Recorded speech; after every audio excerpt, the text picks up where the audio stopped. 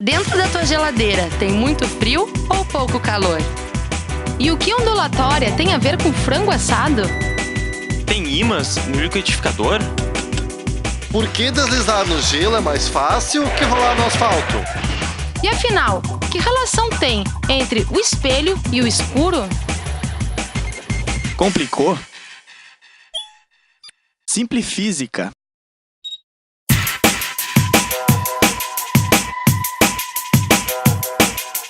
Você sabe o que são buracos negros? Já parou para pensar o que aconteceria se eles colidissem? E o que a teoria da relatividade tem a ver com tudo isso? Esses são alguns assuntos que o pós-doutorando da URGS, Guilherme Ferrari, vai falar nesta edição do Simplifísica. Confira agora o Simplifísica, buracos negros e ondas gravitacionais.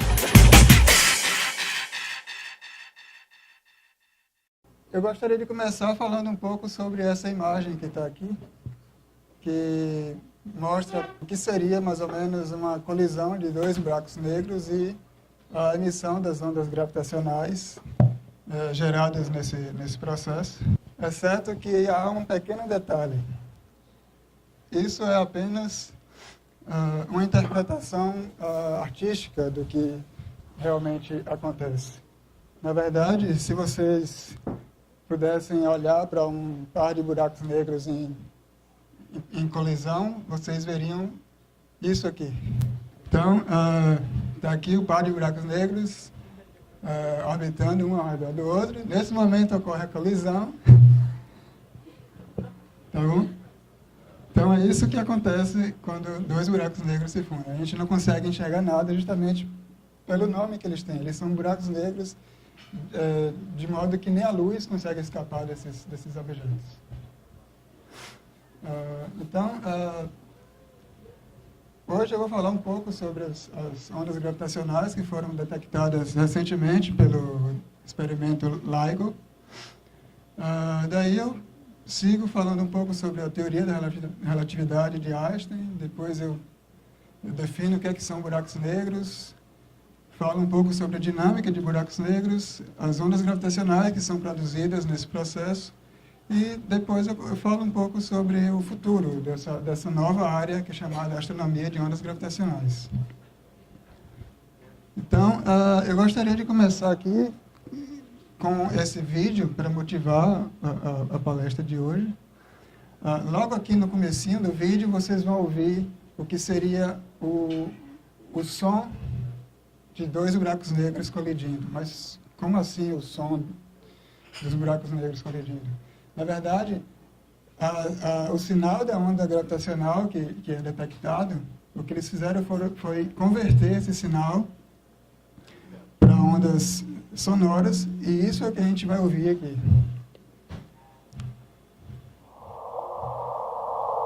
This is the sound of two black holes colliding and merging. Where did this sound come from? A long time ago, in the distant reaches of the universe, two black holes, each about 30 times as massive as our sun, were locked in orbit and spiraling in towards each other. The only visible traces of this spinning cataclysm would have been the way their gravitational fields warped the light of distant stars. Even as they collided and merged, there wasn't a flicker of light to be seen. The real and very violent action in this system was in the form of gravitational waves, ripples in the very fabric of space and time. These waves were constantly draining energy from the black hole orbits, leading to their ultimate collision and merger to form a single black hole. At that instant, the power of the gravitational waves was 50 times greater than that of all the stars in the universe combined. That pulse of gravitational waves, lasting only a fraction of a second, expanded through the universe, passing unimpeded through countless galaxies.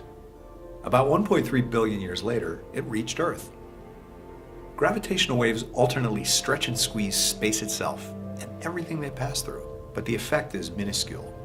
Their effect on Earth here has been vastly exaggerated to help visualize something that is otherwise invisible on this scale. To detect them and directly measure their properties, scientists built LIGO, the most sensitive measuring device ever made.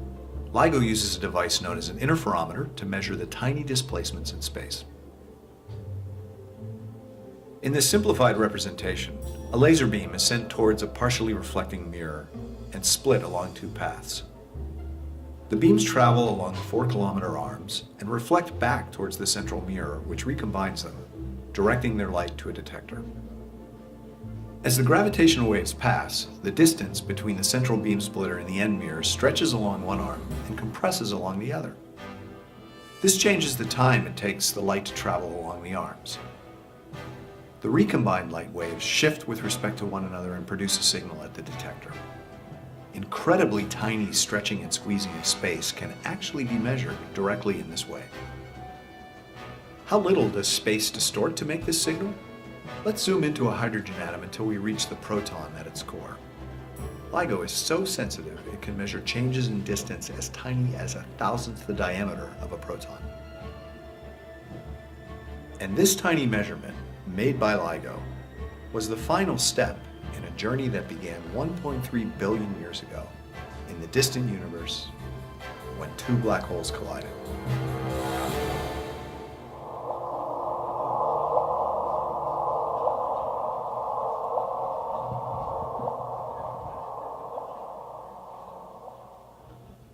Então, nesse slide aqui, eu apresento um breve resumo da detecção.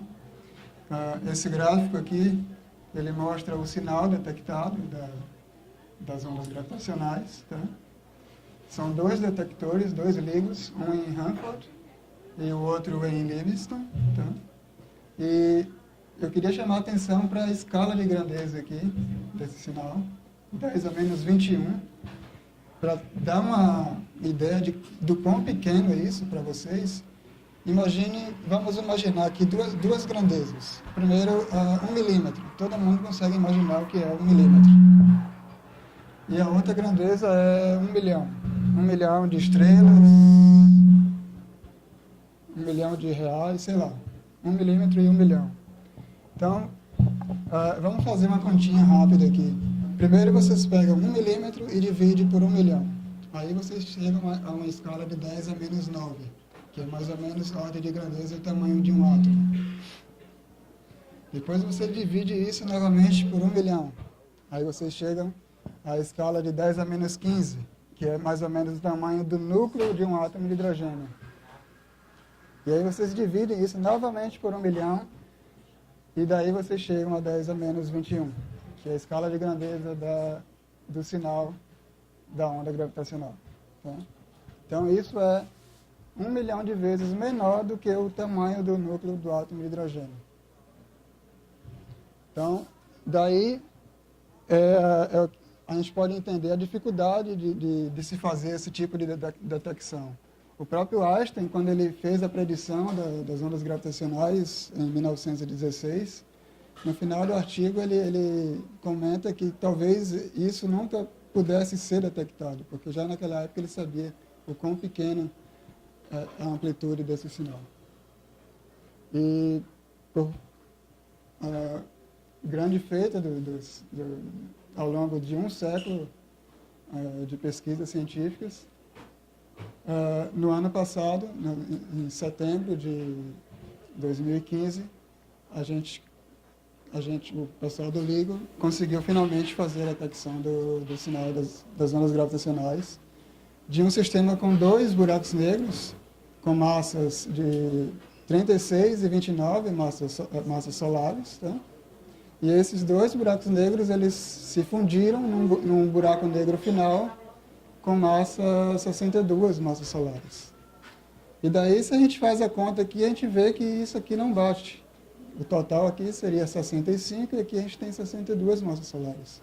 Para onde é que foram essas outras 3 massas solares? Bom, pela equação, aquela famosa equação de Einstein, da equivalência de massa e energia, a gente pode entender que essas 3 massas solares foram convertidas na energia carregada pelas ondas gravitacionais. E esse efeito, ele emite uma potência dessa ordem aqui, 3,6 vezes 10 a 49 watts. E a distância desses 2 buracos negros aqui, que se fundiram, eles estão a cerca de 1,3 bilhões de anos-luz da gente. E está localizado mais ou menos aqui nessa região. Aqui, essa faixa branca aqui seria o disco da nossa galáxia, da nossa galáxia, a Via Láctea. E aqui é a grande nuvem de Magalhães e a provável localização desses dois buracos negros que se fundiram seria mais ou menos aqui. Então, para a gente tentar entender um pouco dos fundamentos teóricos por trás desse fenômeno, eu vou falar um pouco agora sobre a teoria da relatividade. Primeiramente, eu começo com a relatividade especial. O Einstein, em 1905, ele fez uma crítica à cinemática do fóton. E, com isso, ele desenvolveu a teoria da relatividade especial. E uma das equações famosas que vem dessa teoria é essa aqui, E igual a mc ao quadrado, que nada mais é do que a equivalência entre massa e energia. Né? E essa equação aqui basicamente governa a evolução das estrelas, como é que elas queimam matéria e transformam isso em energia. Basicamente, quando você tem a colisão de duas partículas para formar uma partícula final, a massa das duas partículas iniciais é maior do que a massa da partícula final. Então, essa diferença de massa que resulta, né, ela é convertida em energia e essa energia chega até nós através da radiação do Sol. Aqui são as definições das grandezas: energia, massa, velocidade da luz. Né? E 10 anos depois, o Einstein chegou ao que a gente conhece hoje como teoria da relatividade geral. E a equação que ele encontrou é essa aqui, é uma equação menos conhecida para vocês, mas é chamada as equações de campo de Einstein. Né? É uma equação tensorial. Esses termos aqui têm definições bastante precisas. Em vermelho é o tensor de energia e momento, em verde é o tensor métrico, em roxo é o escalar de curvatura, e em azul é o tensor de Hit. Né? Mas o mais importante aqui são esses dois aqui, em verde, o tensor métrico, e em vermelho, que é o tensor de energia e momento. Né? A interpretação dessa equação é de que, primeiramente, o espaço-tempo é algo que está agora unificado, diferentemente do que era no contexto newtoniano, em que se tinha o espaço absoluto e o tempo absoluto. Aqui, eles são coisas relativas e são um conceito único. O Einstein unificou o conceito de espaço e tempo. E a interpretação da equação é de que ela deforma, a presença de uma massa deforma o espaço-tempo. Tá? E não sei se dá para ver aqui, mas essa animação mostra uma massa se movendo aqui e o espaço-tempo em torno dela se deformando. Então, essa mais ou menos é a interpretação que se dá para as equações de campo de Einstein. Um ano depois, o Einstein ele fez a predição da existência de ondas gravitacionais. Né? O que é que ele fez? Deixa eu voltar aqui rapidinho. Ele partiu dessa equação aqui e fez a seguinte pergunta: o que é que acontece se eu tentar resolver essa equação numa região que esteja livre de matéria? Se a região está livre de matéria, significa que o tensor de energia e momento é nulo. Então, a gente pode desprezar esse termo aqui. Né? Então, só fica o lado esquerdo da equação igual a zero. E daí, ele supõe uma métrica desse tipo, que é a métrica do espaço plano, tá? Mais uma perturbação, e aí ele joga isso lá nas equações de campo dele e resolve e chega a uma equação desse tipo. Daí, quando ele finalmente resolve essa segunda equação aqui, em vermelho, ele encontra a solução das chamadas ondas gravitacionais. Esses termos aqui são coisas um pouquinho mais complicadas, que eu não vou entrar em detalhe, mas é basicamente essa a cara da solução das ondas gravitacionais. Né? E aí, no mesmo ano, em 1916, o Schwarzschild, ele desenvolve, ele encontra a primeira solução exata das equações de campo de Einstein, que é uma solução de buraco negro. Né? E um dos principais resultados é o chamado raio de Schwarzschild, que é dado por essa expressão aqui. É 2 vezes a constante gravitacional vezes a massa do buraco negro, dividido pela velocidade da luz ao quadrado. Né? E aqui na figura eu descrevo mais ou menos o que é um buraco negro. No centro tem-se o que a gente chama de singularidade, que é o lugar onde toda a matéria que colapsou para formar o buraco negro, ela se encontra comprimida basicamente num ponto. E aí a uma distância igual ao chamado raio do horizonte de eventos. Né? Tu tem o horizonte de eventos aqui, que é um horizonte aparente, a partir do qual tudo que entra ali não pode sair, inclusive a luz. O fóton que chega aqui nessa direção, que entra no buraco negro, ele não sai do outro lado, ele simplesmente fica preso ali, porque nem a luz pode escapar do buraco negro. Tá? Então, nesse caso aqui do buraco negro de Schwarzschild, o raio de Schwarzschild é igual ao raio do horizonte de eventos.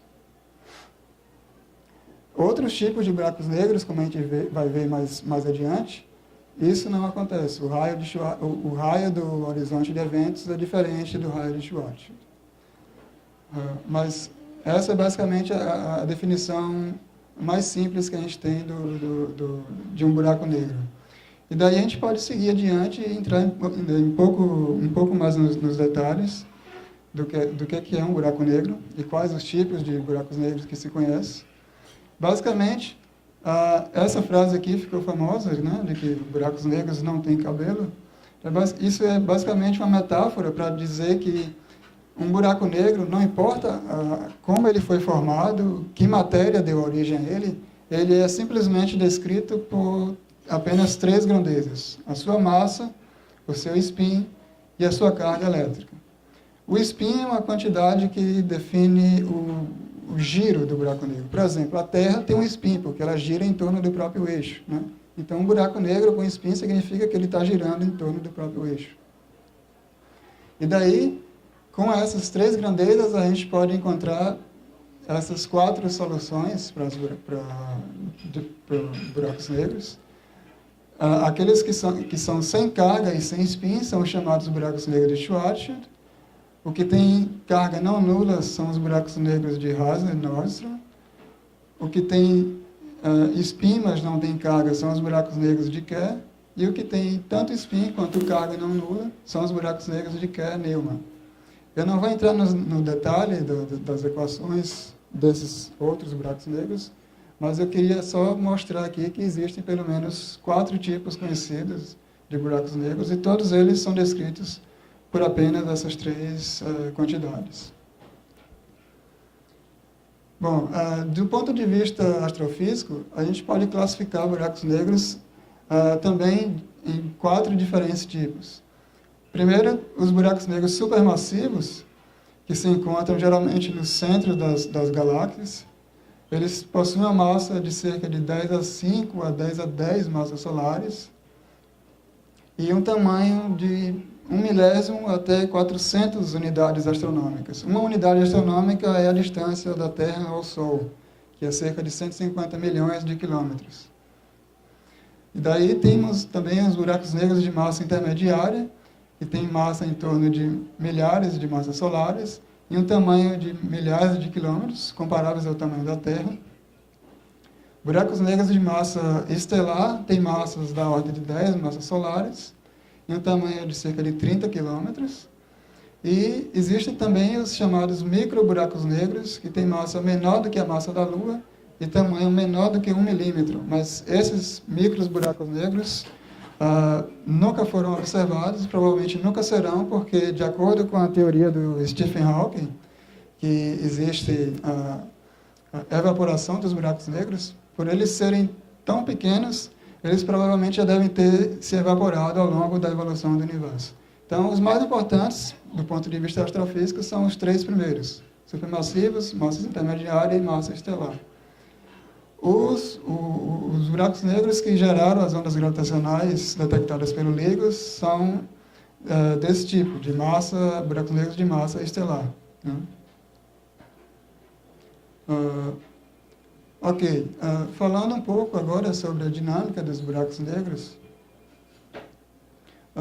a gente tem que começar a falar sobre o problema de dois corpos. O que é o problema de dois corpos? Deixa eu explicar primeiramente no contexto newtoniano. Na mecânica de Newton, a gente só consegue resolver dois problemas. Primeiro, o problema de um corpo, que é uma partícula livre. Isso é simples de se resolver. A partícula tem uma velocidade e ela vai continuar com essa velocidade indefinidamente se não houver uma força externa atuando sobre ela. O segundo problema é o problema de dois corpos, que é basicamente dois corpos orbitando um ao redor do outro, né? Tipo a Terra e o Sol, ou a Terra e a Lua. Esse é um problema de dois corpos, né? E isso a gente sabe resolver no contexto newtoniano. Quando a gente vai para a relatividade geral, a gente só consegue resolver o problema de um corpo, que é justamente a solução de Schwarzschild, né? A solução de buracos negros. O problema de dois corpos na relatividade geral é insolúvel, analiticamente. E aí, para estudar esse tipo de coisa, a gente tem que recorrer a métodos numéricos ou métodos perturbativos, né? Esse gráfico aqui mostra um resumo dos diferentes métodos que existem, né? Existem os chamados métodos pós-newtonianos, que eu vou falar daqui a pouco, são basicamente correções relativísticas para a equação de Newton. Existem também métodos baseados em teoria de perturbação, que é parecido com o que o Einstein fez quando ele desenvolveu a predição das ondas gravitacionais. E tem os métodos baseados em relatividade numérica, que eles são capazes de resolver as equações de campo de Einstein em sua forma completa, né? E daí, a fenomenologia do problema de dois corpos na relatividade geral também é diferente do contexto newtoniano. Na mecânica de Newton, os dois corpos estão ali orbitando um ao redor do outro, e se não houver nenhum agente externo, nenhuma força externa, esse sistema vai continuar assim para o resto da sua vida, né, indefinidamente. Na relatividade geral, quando você tem dois corpos orbitando um ao redor do outro, a gente sabe que vai ocorrer a emissão de ondas gravitacionais, porque o Einstein disse isso para a gente.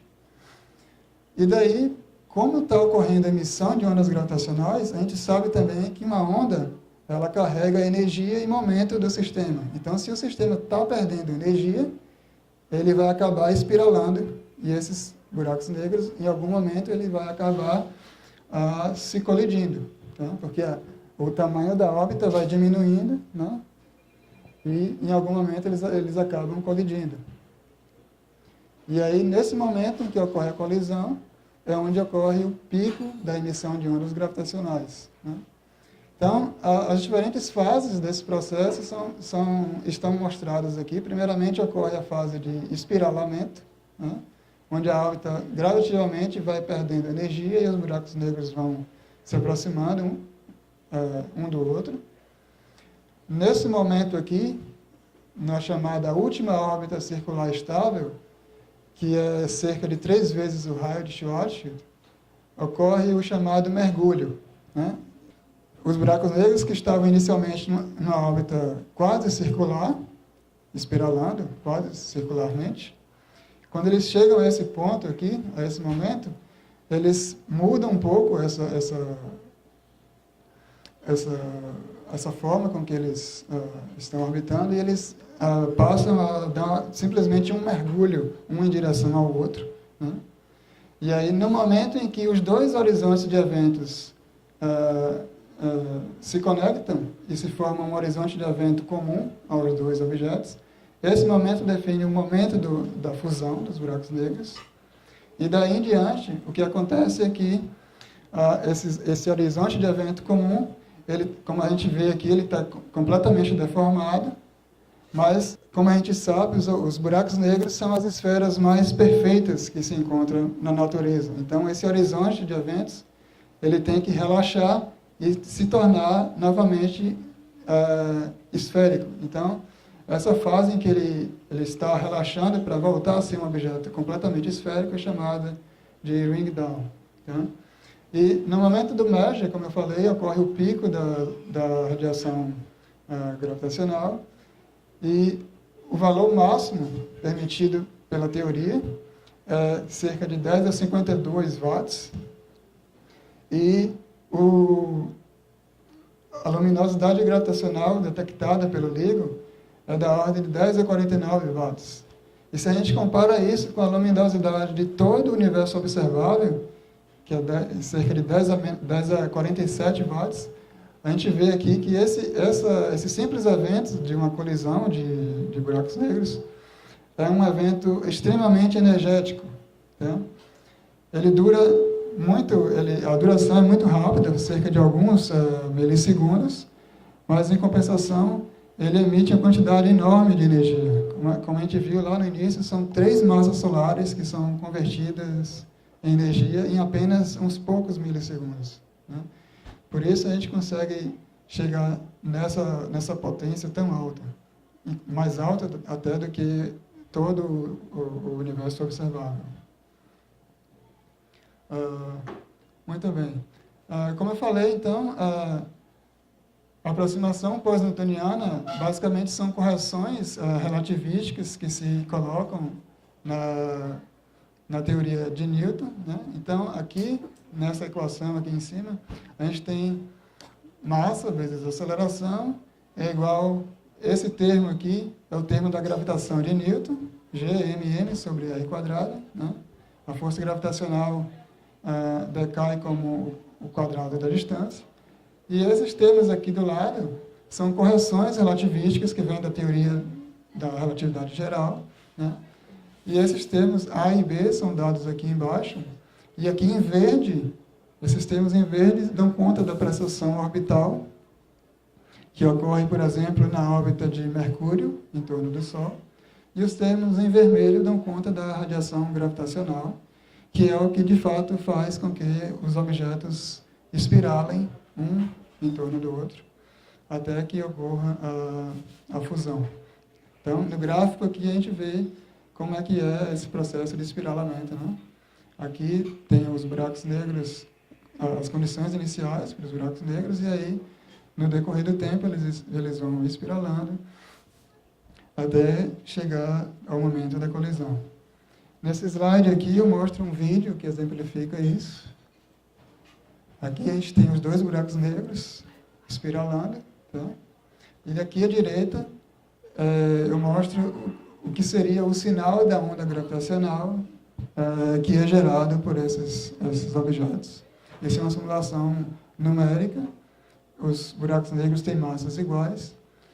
E a fase de espiralamento é bem lenta, mas à medida que eles se aproximam, a gente entra num regime cada vez mais relativístico, até que chega um momento em que eles se colidem e se fundem. Eu só vou voltar aqui rapidinho para mostrar para vocês que na aproximação pós-newtoniana, a gente de fato não consegue chegar ao momento da fusão dos buracos negros. Veja que a gente está aqui quase no final da simulação e eles ainda estão bem distantes um do outro. Isso é porque na aproximação pós-newtoniana, por ela ser uma aproximação da relatividade geral, em um dado momento ela começa a falhar. Então a gente tem que interromper a simulação nesse momento e com ela não é possível chegar até o momento da fusão. Não é possível modelar o momento da fusão dos buracos negros. Para que isso seja possível, a gente tem que recorrer à relatividade numérica. E a relatividade numérica, como eu disse, é mais um método numérico que a gente utiliza para estudar a dinâmica dos buracos negros. E ela, de fato, é capaz de resolver as equações de campo de Einstein em sua forma completa. Agora, a gente enfrenta um problema aqui com a relatividade numérica. Como eu disse lá no começo, o que o Einstein fez foi justamente unificar os conceitos de espaço e tempo. Né? Espaço e tempo agora são uma coisa única. Só que para a gente colocar isso no computador e resolver as equações, a gente precisa novamente de uma forma de separar os conceitos de espaço e tempo. Né? Parece um pouco contraditório, mas é realmente o jeito que é. No computador, a gente precisa ter 3 coordenadas espaciais e uma coordenada temporal. Então, como é que a gente faz isso, se o Einstein unificou esses conceitos? Bom, a resposta veio nesse artigo de 1959, pelo Arnovitz, do Dessa e o Misner, em que eles encontraram uma forma de se decompor a métrica, o tensor métrico, que eles mostraram que pode ser decomposto nessa forma aqui. E aqui em vermelho a gente tem o que seria a métrica puramente espacial, que é basicamente a métrica que descreve essa superfície que está sendo mostrada aqui. Em azul, temos uma grandeza chamada shift, que descreve como é que uma partícula se move ao longo dessa superfície. Tá? E em verde, a gente tem uma grandeza chamada lapso, que descreve como é que o tempo muda de uma superfície para outra. Tá? Então, com essa decomposição, chamada decomposição ADM, 3+1, essa decomposição nos permite escrever as equações de Einstein, colocar elas no computador e, finalmente, resolver para encontrar a solução da dinâmica de 2 buracos negros. E, nesse caso aqui, a gente tem essa figura, ela mostra 2 buracos negros com spin e todo o conteúdo de radiação gravitacional que esse sistema está gerando. Nesse slide aqui, eu mostro um vídeo de uma simulação parecida com a anterior, só que essa aqui, sim, foi feita utilizando relatividade numérica. Então, aqui a gente tem 2 buracos negros com massas distintas. Aqui embaixo a gente mostra o sinal da onda gravitacional que eles produzem. E mais embaixo a gente tem o gráfico da frequência da onda gravitacional como função do tempo. Então, à medida que eles se aproximam, a frequência da onda gravitacional aumenta até que chega o momento em que eles se fundem. Aqui está o replay da fusão. Né? Note como os horizontes eles se deformam quando os buracos negros chegam bem próximos um do outro. E, finalmente, ele se torna completamente esférico novamente. Nesse próximo slide, tem uma outra simulação de um par de buracos negros, mostrando também todo o conteúdo de energia de ondas gravitacionais, né, que está sendo emitido desse processo. Então, a gente tem aqui os 2 buracos negros espiralando e a radiação gravitacional em torno deles sendo dissipada, né, até que chega um momento em que eles se tornam cada vez mais próximos, até que os 2 horizontes se fundem e ocorre a fusão com um pico de emissão de ondas gravitacionais. E, finalmente, eles relaxam e se tornam completamente esféricos novamente. Uma curiosidade, essas simulações de relatividade numérica só foram possíveis de 2005 para cá. Tá? Justamente para vocês terem uma ideia do quão complicado é esse tipo de coisa. Simulações num contexto newtoniano já foram possíveis, já vêm sendo feitas desde a década de 60. Já na relatividade numérica, só de 2005 para aquela que isso foi possível. Então, aproveitando o gancho aí do vídeo, vamos entrar um pouco no que são, de fato, as ondas gravitacionais. Então, a primeira evidência indireta das ondas gravitacionais veio com esse sistema chamado de pulsar de Russell-Taylor. Antes de comentar sobre esse sistema em si, eu queria só fazer um comentário breve sobre o que a comunidade científica acreditava ou desacreditava sobre a existência de ondas gravitacionais. Para vocês terem uma ideia, alguns anos atrás, quando o bóson de Higgs foi descoberto, antes daquele feito, a maior parte da comunidade científica, alguns acreditavam que o bóson de Higgs de fato existia, outros tinham grandes dúvidas. Mas, finalmente, ele foi detectado e hoje a gente sabe que ele de fato existe. No que diz respeito às ondas gravitacionais, desde a predição do Einstein, a grande parte da comunidade científica nunca duvidou sobre a existência das ondas gravitacionais. O grande problema, e como o próprio Einstein disse, é que a gente provavelmente nunca seria capaz de detectar as ondas gravitacionais. Justamente pelo fato da amplitude dela ser tão pequena, 10 a menos 21. Né? Mas aí a primeira evidência indireta da existência de ondas gravitacionais, como eu disse, veio com o pulsar de Russell-Taylor, que é basicamente mostrado aqui, nessa figura aqui em cima. São duas estrelas de nêutron. Tá? O que é uma estrela de nêutron? Deixa eu falar um pouco sobre a evolução estelar. Imagina o Sol. O Sol, daqui a 4, 5 bilhões de anos, ele vai chegar na fase final dessa evolução e ele vai colapsar para uma estrela chamada anã branca. Se o Sol fosse mais massivo, ou seja, se a gente tivesse uma outra estrela mais massiva do que o Sol, essa estrela provavelmente iria colapsar para uma estrela de nêutrons. Uma estrela de nêutrons tem um tamanho da ordem de 10 quilômetros, né? E se a estrela originária fosse ainda mais massiva, essa sim iria colapsar para um buraco negro. Então, um pulsar é formado aqui por esse sistema de duas estrelas de nêutrons. Uma dessas estrelas é altamente magnetizada, tá? De tal forma que ela emite um jato de partículas através dos polos. Tá? E por ela ter uma inclinação com respeito à órbita, esse jato é precessante. Tá? Ele está precessando a todo momento e, ao mesmo tempo, essa estrela está orbitando a companheira dela. Então, o que está acontecendo é isso. Tá?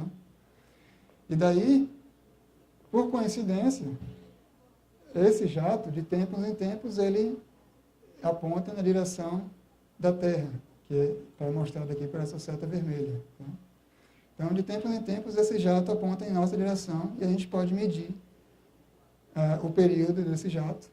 E por conta de que essa estrela de nêutrons ela está orbitando a companheira, então a gente pode também fazer uma série de estimativas dos parâmetros observacionais. Né? Primeiramente, a gente pode computar as massas dessas duas estrelas de nêutrons. Né? O pulsar tem uma massa de 1,4 massas solares e a companheira uma massa de 1,38.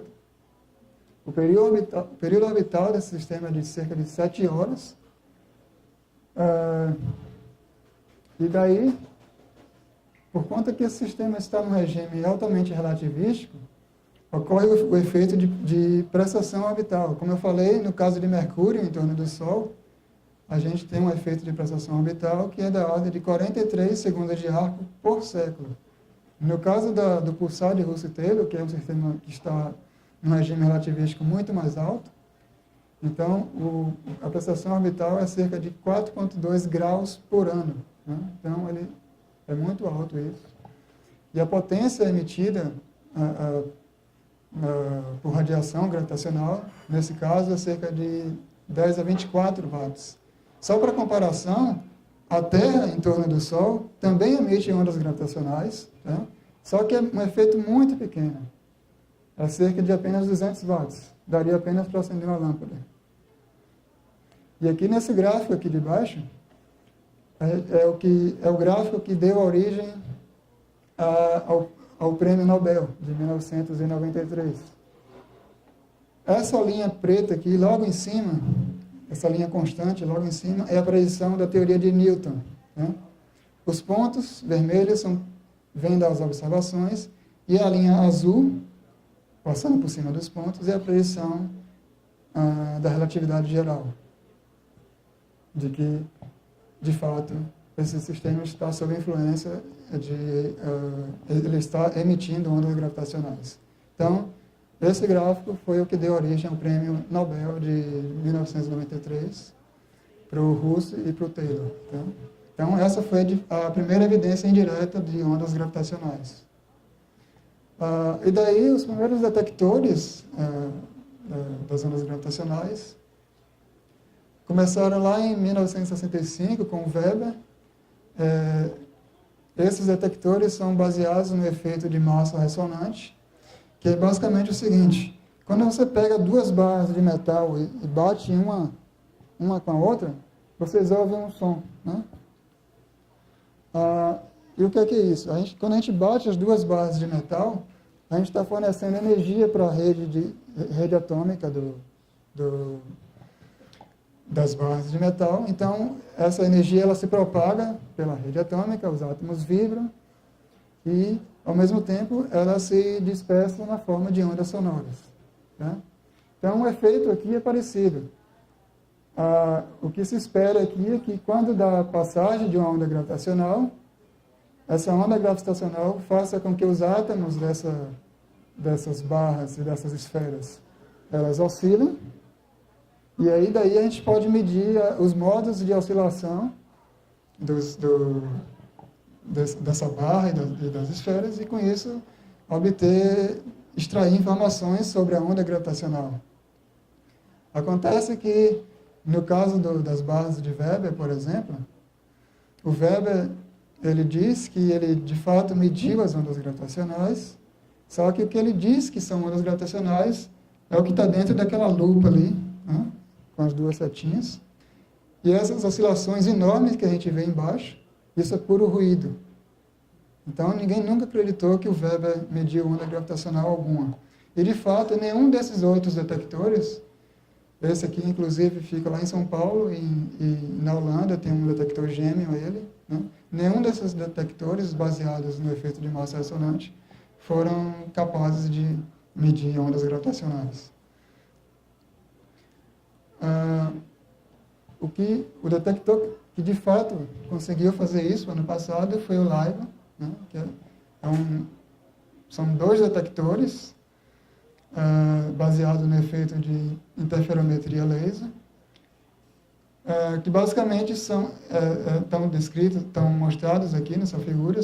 Eles têm dois braços enormes, com 4 km de comprimento, cada um. E nas extremidades desses braços ficam dois espelhos, como esses aqui. Cada espelho desse tem uma massa de cerca de 40 quilos e uma reflectância de cerca de 99,999995%. Para comparação, o espelho que a gente tem na casa da gente tem uma reflectância de apenas cerca de 90%. Então, esses espelhos são extremamente precisos. E um esquema mais, para a gente entender o funcionamento do LIGO, está mostrado aqui. Os dois LIGOs eles estão situados ali no mapa dos Estados Unidos, né, naquela configuração. A distância entre eles é da ordem de 3.000 quilômetros. E aqui no esquema do experimento, é basicamente isso. Cada braço tem cerca de 4 quilômetros de comprimento. Daquele lado ali tem uma fonte de laser. O laser entra, reflete naquele espelho na diagonal, e metade do laser vai para cada braço. E aí ele entra entre essas duas massas de testes, né, e fica oscilando ali, né, em cada um dos braços. E daí, quando a onda gravitacional passa, esses braços eles esticam e comprimem, né, um desse lado e o outro do lado de cá. E aí, finalmente, o laser volta no espelho em diagonal e é refletido de volta para o fotodetector. E com isso, com esse experimento, a gente foi capaz de... A gente não, o pessoal do LIGO foi capaz de detectar um sinal de ondas gravitacionais.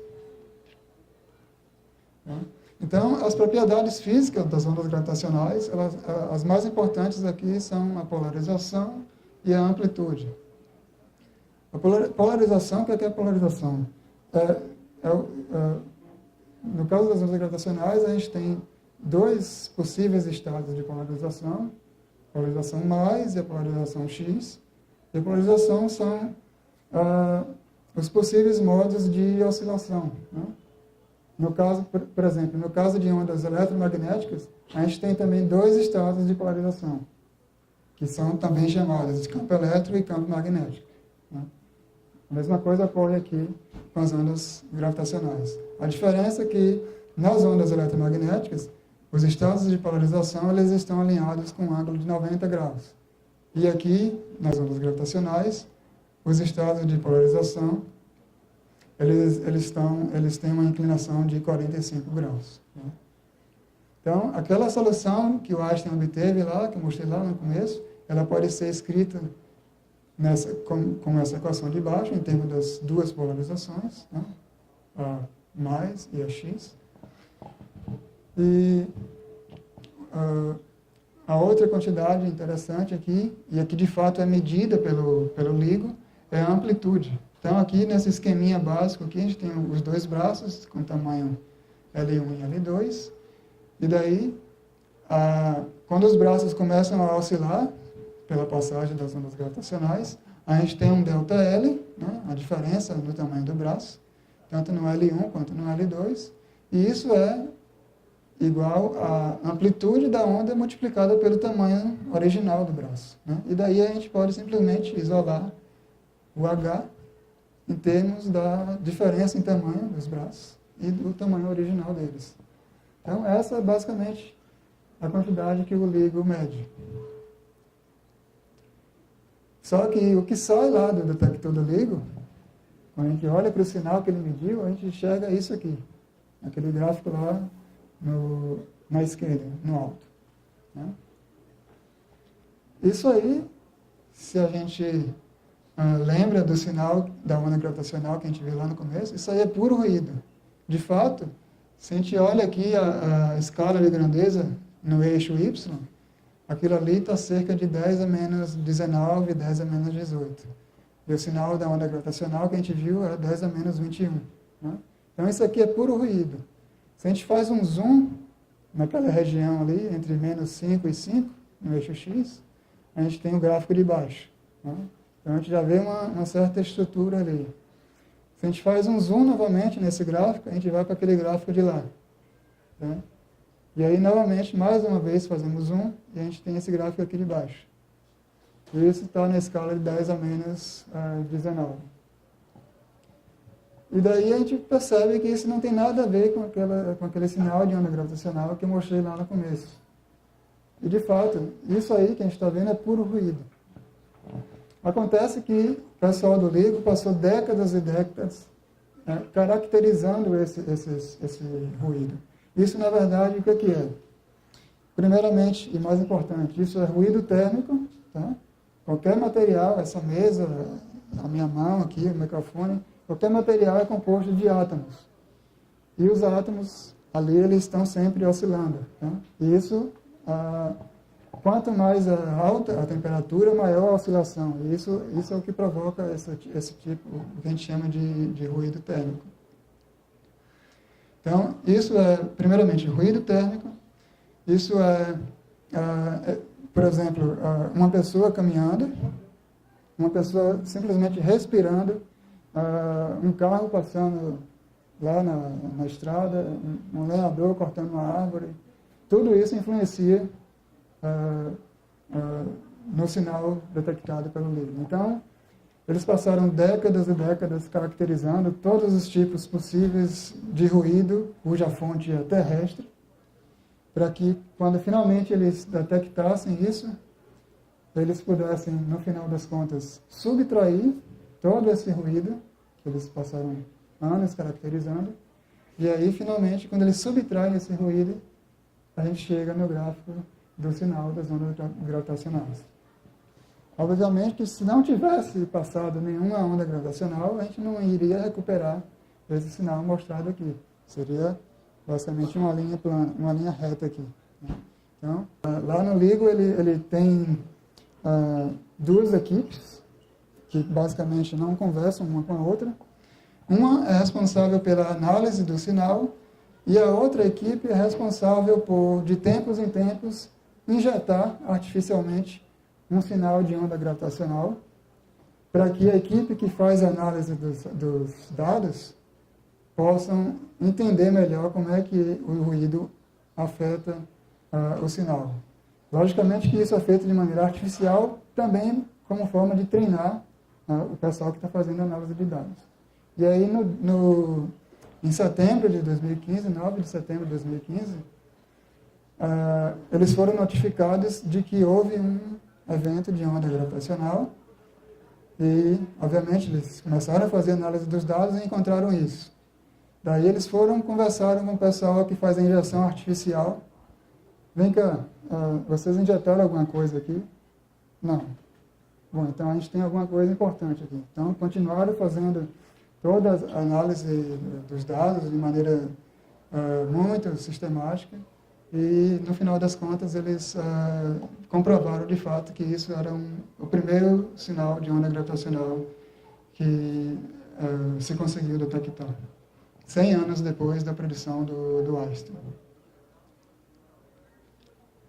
Bom, falando um pouco agora da astronomia de ondas gravitacionais. A astronomia, tradicionalmente, ela tem se baseado na radiação eletromagnética, né? A gente aponta o nosso telescópio lá para um sistema astrofísico, uma estrela, uma galáxia, para um universo distante. E esse telescópio, tudo que ele consegue detectar é radiação eletromagnética, fótons. Ondas gravitacionais, por outro lado, elas também, assim como no caso da radiação eletromagnética, elas também podem ser emitidas por muitos sistemas astrofísicos, tá? E elas são apenas mais uma forma que a gente tem de observar o universo, tá? Elas praticamente não interagem com a matéria e é isso que torna elas tão difíceis de serem detectadas. Aqui nesse gráfico, nesse ponto aqui a gente tem hoje, e indo aqui nessa direção, a gente está indo na direção do universo jovem, né? Então, quanto mais longe, mais jovem era o universo. Então, se a gente usa a radiação eletromagnética para estudar o universo, a gente só consegue chegar até esse momento aqui, em torno de 100 mil anos, quando o universo tinha cerca de 100 mil anos. Esse momento é onde ocorre a chamada superfície de último espalhamento. É também o momento em que ocorre a emissão da radiação cósmica de fundo, né? E é por isso que a gente só consegue enxergar a radiação eletromagnética até ali, porque é naquele momento em que os fótons e a matéria se desacoplam. E aí os fótons estão livres para se mover pelo universo. Antes disso, os fótons estão fortemente acoplados com a matéria, né? Indo um pouco mais na direção do universo, um pouco mais jovem, quando ele tinha apenas 1 segundo, a gente tem a chamada superfície de último espalhamento dos neutrinos. Só que neutrinos é uma coisa assim bem complicada de se detectar, porque o Sol está aqui do nosso lado, e o Sol emite uma quantidade enorme de neutrinos. Se a gente olha para o céu em qualquer direção, ela é completamente dominada pela emissão do Sol. Então, a gente não tem muito como estudar o universo distante utilizando neutrinos. E, por fim, as ondas gravitacionais são as únicas, de fato, que conseguem chegar aos momentos realmente iniciais do universo, quando ele tinha cerca de 10 a menos 43 segundos, né? É basicamente o momento do Big Bang, né? Então, com ondas gravitacionais, por conta que elas interagem tão fracamente com a matéria, a gente pode enxergar distâncias extremamente profundas no universo. E daí, outra coisa que se conseguiu fazer com a observação do LIGO foi colocar um limite sobre a massa do graviton. Note que, quando eu falei de ondas eletromagnéticas aqui, a radiação eletromagnética ela tem uma partícula associada a ela, que é o fóton. No caso da radiação gravitacional, a partícula associada é o graviton. E a gente sabe que o graviton, assim como o fóton, deve ter uma massa nula, tá? Só que o graviton ele nunca foi detectado e a gente pode utilizar essa observação do LIGO para colocar um limite superior sobre a massa dele, né? E se a gente acredita que ele tem uma massa não nula, então essa massa deve ser de, no máximo, 10 a menos 22 eletronvolts. Eletronvolts é apenas uma outra quantidade de energia. mas é um valor extremamente pequeno, né? De qualquer forma, a teoria prediz que a massa dele seja nula, e que de fato está basicamente consistente com esse valor, 10 a menos 22. Ok. Nesse slide aqui eu falo um pouco sobre o espectro das ondas gravitacionais, né? Quais as frequências de ondas gravitacionais, quais os tipos de sistemas astrofísicos que produzem essas ondas gravitacionais, né? Então, diferentes tipos de sistemas podem produzir elas.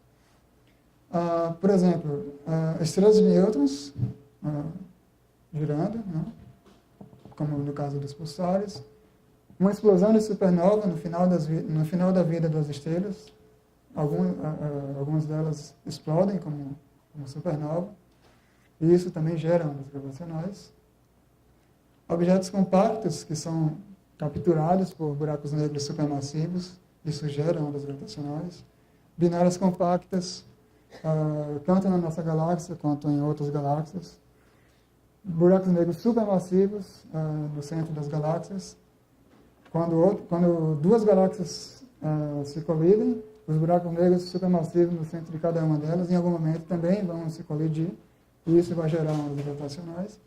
E também flutuações quânticas no começo do universo também geraram ondas gravitacionais, né?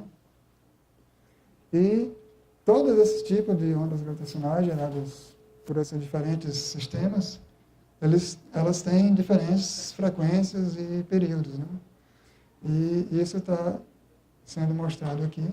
O período dessas ondas gravitacionais varia desde alguns milissegundos até mesmo a idade do universo, né? E para detectá-las é preciso diferentes tipos de detectores. Por exemplo, os detectores terrestres, detectores interferométricos terrestres, como é o caso do LIGO, trabalham nessa faixa de milissegundos, né? Futuramente, eu vou falar daqui a pouco, os detectores interferométricos espaciais vão trabalhar na faixa de algumas horas, de alguns segundos até algumas horas. Tem também detectores desse tipo aqui, que foi utilizado, por exemplo, no caso do pulsar de Russell-Taylor. E é possível também detectar ondas gravitacionais analisando o efeito de distorção que elas causam na radiação cósmica de fundo, né? E nesse caso, esse efeito de distorção é mais perceptível por conta das flutuações, das ondas gravitacionais geradas pelas flutuações quânticas do universo primordial, né? Então, aqui do lado tem uma comparação das ondas eletromagnéticas com ondas gravitacionais, né? Ondas eletromagnéticas são basicamente campos oscilantes que se propagam através do espaço-tempo, enquanto que as ondas gravitacionais são a propagação das distorções do próprio espaço-tempo, né? Então, tem essa pequena diferença. A emissão de radiação eletromagnética ela resulta da superposição de ondas que vêm de moléculas, de átomos, de partículas, né? E essas ondas se superpõem e é o que a gente vê, por exemplo, o Sol, cada partícula ali, cada interação de uma partícula ali dentro do Sol, no processo de fusão, gera fótons, e a superposição de todos esses fótons é o que a gente enxerga aqui na Terra, né? No caso das ondas gravitacionais, elas resultam do movimento acelerado de grandes volumes de massa. Por exemplo, 2 buracos negros com massa estelar supermassiva. Então, são se movimentando aceleradamente, né? Essa grande quantidade de massa. Então, isso acaba gerando ondas gravitacionais. As ondas eletromagnéticas, elas sofrem uma forte absorção e espalhamento na interação com a matéria. Por exemplo, se eu colocar a minha mão aqui, vocês não vão enxergar o meu rosto, justamente porque a luz que está sendo refletida no meu rosto é barrada pela minha mão. Então, vocês não conseguem enxergar o meu rosto, justamente porque ela sofre forte interação com a matéria. No caso das ondas gravitacionais, por exemplo, nesse exato momento pode estar passando uma onda gravitacional aqui, e ela atravessa o nosso corpo, atravessa o nosso planeta, e ela nem se importa com nada disso. Ela simplesmente não sofre praticamente interação nenhuma com a matéria. Hoje, o que a gente tem é basicamente funcionando são os dois LIGOs, aqui americanos, né? E o GEO 600, na Alemanha, que até o momento não foi capaz de detectar ondas gravitacionais. O LIGO fez a primeira detecção, como eu falei, em setembro de 2015, 14 de setembro. E em dezembro de 2015, ele detectou um segundo evento de onda gravitacional, um outro sistema. O primeiro foi aqui no hemisfério sul, e o segundo foi aqui no hemisfério norte. Tá? Então, até o momento, temos detectado 2 eventos de ondas gravitacionais. Nesse caso aqui de setembro, como eu falei no início, os buracos negros têm massas 29 e 36 massas solares. O segundo evento, se eu não me engano, as massas são 8 e 14 massas solares. Tá? E a localização deles, como está mostrado ali naquele gráfico, essa região aqui, colorida, no caso da detecção de setembro de 2015, tem cerca de 600 graus quadrados. Tá? Então, ele pode estar em qualquer lugar ali, dentro daquela região. Para dar uma estimativa do quão grande isso é, a lua cheia no céu tem cerca de meio grau quadrado. Tá? Então, isso é uma região enorme. A gente não teria, por exemplo, como apontar o nosso telescópio para lá e ver 2 buracos negros. Obviamente a gente não ia ver os buracos negros, mas no caso, se fosse 2 estrelas de nêutrons, a gente não conseguiria saber a localização exata delas, porque aquilo ali é 600 graus quadrados. Então, futuramente, acho que a partir desse ano já, o pessoal do LIGO está já iniciando uma colaboração com um detector Virgo, que funciona basicamente da mesma forma que os 2 LIGOs, só que os braços deles são de apenas 3 km, ao invés de 4. Né? Então, os 2 LIGOs e o Virgo vão começar a operar em colaboração, e a partir de 2019, eles vão ser capazes de fazer detecções e estimar a localização da fonte de forma um pouquinho mais precisa. Ao invés de 600 graus quadrados, eles vão ser capazes de estimar até cerca de 20 a 100 graus quadrados, o que são dados ali por aquelas elipses. Aqueles pontinhos vermelhos são pontos cegos, onde eles não conseguem detectar as ondas gravitacionais com confidência. Né? Se a fonte tiver em algum pontinho vermelho daquele, a gente não pode dizer com confidência que a gente detectou onda gravitacional, só os que caem dentro das elipses azuis. Né? Então, a partir de 2019, a gente vai ter uma confidência de até 100 graus quadrados na localização da fonte. E, futuramente, com a introdução do LIGO Índia, a partir de 2022, a gente vai conseguir reduzir a precisão na localização da fonte para até cerca de 5 graus quadrados. Já vai ser bastante bom. Ainda é um pouco grande, 10 vezes o tamanho da Lua no céu, mas já é muito melhor do que se pode fazer atualmente. Uma curiosidade, o LIGO Índia, ele foi aprovado pelo governo da Índia na semana seguinte à detecção do primeiro sinal da onda gravitacional. Né? E futuramente, um pouco mais para frente, lá em 2030, vai entrar em operação o LISA, que é a antena espacial com interferômetro laser, que basicamente mostrado aqui nessa figura superior direita. São 3 módulos, né, que vão ser colocados no espaço. Cada um desses módulos vai jogar um feixe laser na direção do outro, e isso vai formar uma configuração triangular. Né? E o funcionamento dele vai ser muito parecido com o do LIGO, com o do LIGO. Né? Dentro de cada um desses módulos, a gente tem 2 espelhos, né, para refletir cada um desses lasers. E aí, quando a onda gravitacional passar por essa configuração, isso vai... cada um dos braços desses triângulos vai oscilar, e com isso a gente vai ser capaz de detectar as ondas gravitacionais resultantes da fusão de buracos negros supermassivos, né? O primeiro módulo do LISA já está lá no espaço. Foi bem recentemente eles enviaram esse primeiro módulo, e algumas semanas atrás já saiu o primeiro relatório técnico da operação dele, e até o momento eles foram capazes de dizer, olha, está tudo ok, a gente já conseguiu fazer ele operar com uma precisão 5 vezes melhor do que o necessário. Obviamente, como só é um módulo que está lá até o momento, não se pode fazer detecção alguma de onda gravitacional, só quando os outros 2 módulos forem levados até lá.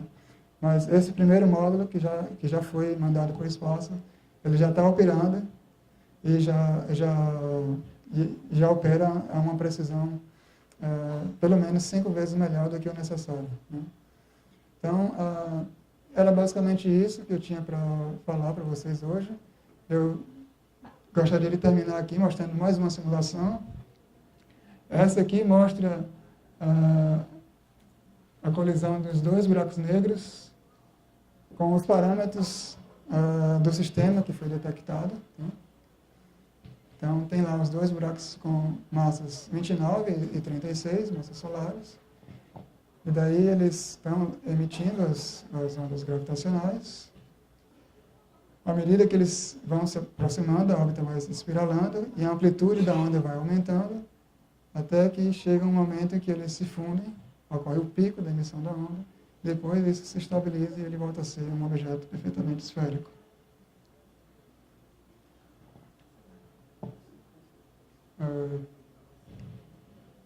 E, por fim, eu agradeço e deixo vocês ouvindo mais uma vez o som dos buracos negros.